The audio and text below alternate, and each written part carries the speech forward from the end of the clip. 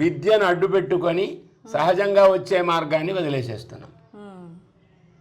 ఇది తక్కువ వృత్తి అని, ఇది ఎక్కువ వృత్తి అని అనుకొని మనము వృత్తి పరంగా హీనత్వము, అధికత్వము ఒకటి ఏర్పాటు చేసుకున్నాం తలలో. ఏ వృత్తి హీనం కాదు, ఏ వృత్తి అధికం కాదు, ఒకసారి ఆలోచించాలి. మన భాషలు జ్ఞానాన్ని, ధర్మాన్ని తెలియజేయడం కోసమే తప్ప బ్రతుకు కోసం కాదు. పాశ్చాత్యులలో ఈ సోమరితనాన్ని పెంచి పెంచి పెంచి వాళ్ళు మహామూర్ఖులైపోయి పశుజీవనంలాగా గడపడానికే జన్మ వచ్చిందని అనుకుంటున్నారు. మన దేశ వ్యవస్థను రక్షించేది సంస్కృత భాష. మన దేశము యొక్క పరంపరను రక్షించేది సంస్కృత భాష. వేదాః, పురాణాని, ఇతిహాసాః, ధర్మశాస్త్రాన్ని, దర్శనాన్ని, ఆయుర్వేదః, ధనుర్వేదః, ఎన్నో గ్రంథాలు ఎన్నో ఉన్నాయి. వీటినన్నిటినీ కూడా ఎవరు రక్షిస్తారు? మనమే. మనం రక్షించాలి అంటే మనం దాని మీద దృష్టి ఉండదు. మనం చదవమనుకుంటే ఎలా రక్షించగలుగుతాం? కాబట్టి ఎవరైనా ముందు మగవాళ్ళు మారాలి, తర్వాత పిల్లలు మారుతారు. మగవాళ్ళు మారకుండా వాళ్ళ వేషమంతా మారిపోయింది. ఇప్పుడు మొత్తం మనకు వీలవుతుందా, సాధ్యమవుతుందా అని అంటారు. ఆడవాళ్ళకి ఎలా సాధ్యమైంది?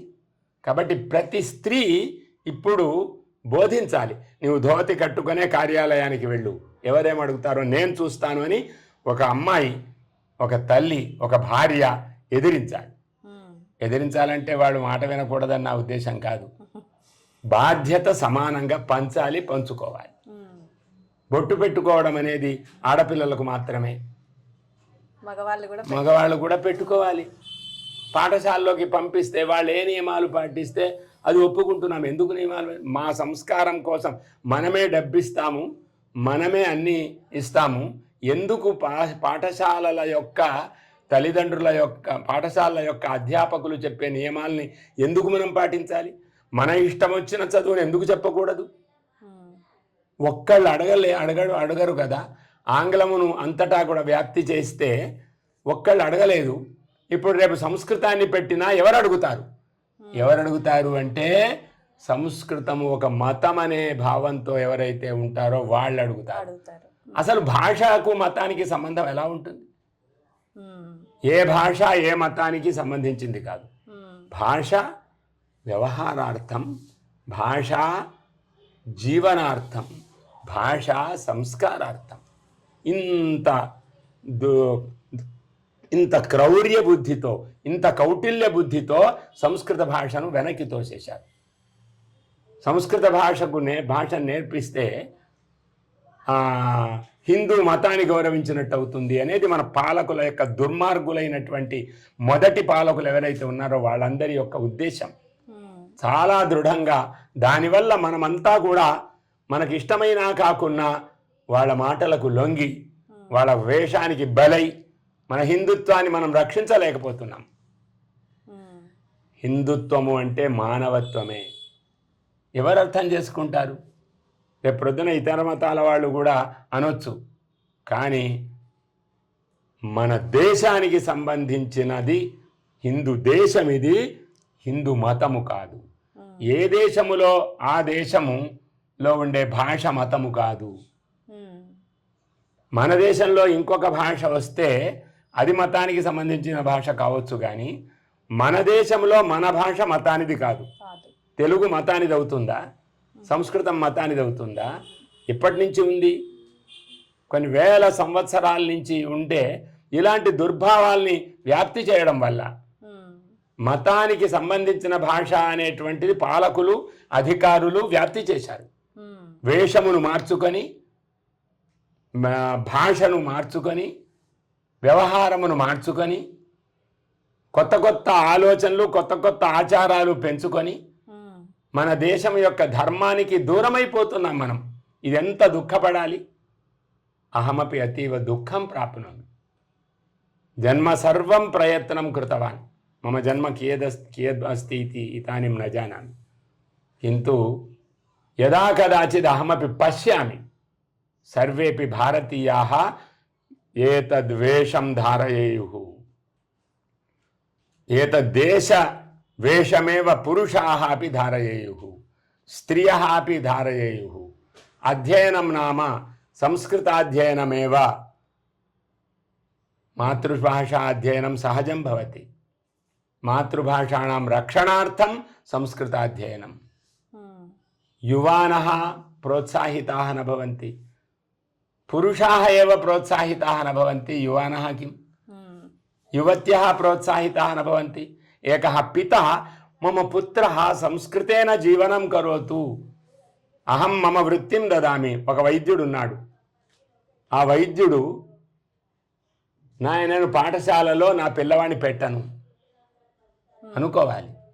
ఏం చదువు లేకపోతే ఎలాగా ఏమిటి? నేను వైద్యం నేర్పుతాను, 2 సంవత్సరాలలో నేను వైద్యం నేర్పుతాను. నా పుత్రుడు కదా, నేను వైద్యం నేర్చుకున్నాను కదా, నా పుత్రుడికి ఇష్టంతో నేర్పుతాను, బ్రతుకు అనే భావంతో నేను నేర్పుతాను. 2 సంవత్సరాలలో వస్తుంది. ఎందుకు ఈ 15-20 ఏళ్ళు వాడిని దరిద్రంగా సోమరిగా బ్రతికి ఒక ఇది చెయ్యాలి? తొందరగా వైద్యం వస్తే తప్ప. 5-6 ఏళ్ల వయస్సులోనే ఉత్తమ వైద్యుడు ఎందుకు కాడు? మీ భాషతో చెప్పండి, మీ సంస్కృతితో చెప్పండి, మీ ఆలోచనలతో చెప్పండి. ఒక న్యాయవాది తన పిల్లవాడిని కూర్చోబెట్టి చెప్తే కదా జీవన మార్గము తల్లిదండ్రులే చెప్పాలి. కాబట్టి చదువుకు డబ్బుకు సంబంధం పెట్టి ఒక భాషను వినాశనం చేయడానికి ఈ ప్రయత్నం కుట్ర జరిగింది. కాబట్టి మనకెవరికి సంస్కృతం మీద ప్రీతి ఉండదు, పాలకులకు అసలు ఉండదు. కాబట్టి వచ్చే సంవత్సరం ప్రతి పాఠశాలలో ఇప్పుడు ఉద్యమం సంస్కృత భారతి అనే సంస్థ చేస్తున్న ఉద్యమం వల్ల అందరూ పెద్దవాళ్ళు చిన్నవాళ్ళు అందరూ కూడా సంస్కృతాన్ని నేర్చుకుంటున్నారు. చాలామంది పాఠశాలలో లేకపోతే బయట వచ్చి నేర్చుకుంటున్నారు. సంస్కృతం అధ్యాపకులు ఎంతోమంది ఉంటే ప్రభుత్వానికి ఈ సంస్కృతాన్ని నేర్చుకునేటువంటి అధ్యాపకుల మీద ప్రీతి లేదు. నేర్పేటువంటి అధ్యాపకులను తీసేస్తోంది, భాషను తీసేస్తోంది, ఎంత చెయ్యాలో అంత చేస్తుంది. తిరుమల తిరుపతి దేవస్థానాన్ని కానీ ఇతర దేవస్థానాలు కానీ ఆంధ్రప్రదేశ్లో కానీ తెలంగాణలో కానీ దక్షిణ దేశాలలో అది ఒక ఆదాయం, ప్రభుత్వానికి ఆదాయం అన్నట్టుగా వాళ్ళు ఆలోచిస్తున్నారు. ఎంత దౌర్భాగ్యం! వీటన్నిటికి కారణం ఏమిటి అంటే సంస్కృతము మీద గౌరవమును లేకుండా మనమంతా ఉన్నాము. మన పాలకులు అంతకంటే ఎక్కువ ఉన్నారు. స్వార్థపరత్వంతో మన దేశానికి ఉండేటువంటి సంపదను వాళ్ళు తలదాచుకోవడానికి వచ్చారు, జీవనం కోసం వచ్చారు, మనం జీవికనిచ్చాము, బాగుంది అంతే తప్ప వాళ్ళంతా కూడా మన మీద అధికారం చెలాయించే వాళ్ళుగా మన మీద అధికారాన్ని చూపేవాళ్ళుగా మిగతా వాళ్ళనందరినీ కూడా మనము గౌరవిస్తున్నాం. ఆంగ్లం మాట్లాడేవాళ్ళు మనకు అధికారులు, ఇతర భాషలు మాట్లాడేవాళ్ళు అధికారులు. తెలుగు మాట్లాడితే ఏముంది అని అవమానాన్ని మన తెలుగు భాషకు మనం చేసుకుంటున్నాము, మన సంస్కృత భాషకు మనం అవమానాన్ని చేసుకుంటున్నాం. అతః ఎవరికైనా ప్రచారము చేయడం వల్లనే మన భాష మహాత్మ్యం తెలుస్తుంది.